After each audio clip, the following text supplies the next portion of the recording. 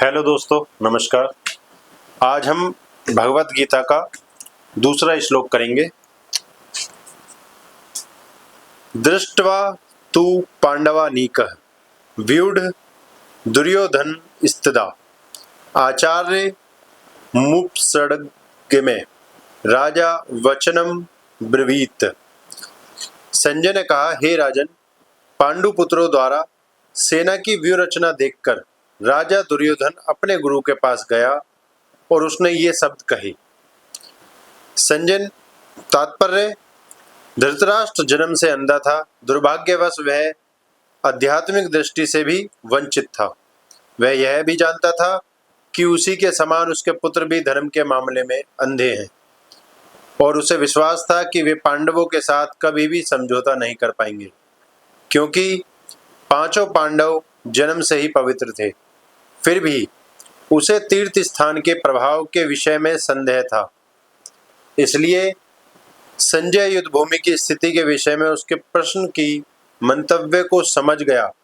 अतः वह निराश राजा को प्रोत्साहित करना चाह रहा था।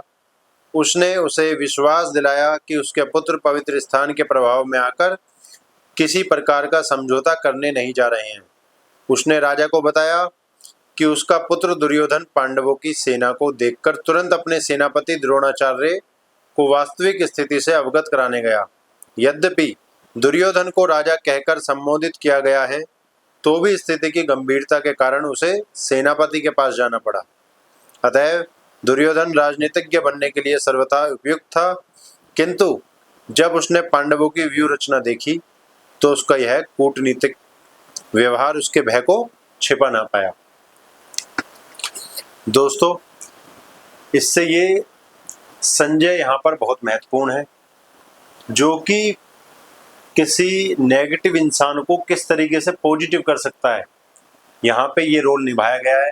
और हमें भी अपने जीवन में कोई नकारात्मक इंसान है तो हमें उसको किस तरीके से सकारात्मक करना है, ये हमें यहाँ से शिक्षा मिलती है। और यहाँ पर किसी भी इंसान को लेकर जब हम देखते हैं कि कोई परेशान होता है, विचलित होता है, तो उससे को आसान से पहचाना जा सकता है। जैसे संजय जी ने पहचाना था दुर्योधन को, वो विचलित होकर अपने गुरु द्रोण के पास गया। फिर मिलते हैं नेक्स्ट श्लोक के साथ। धन्यवाद।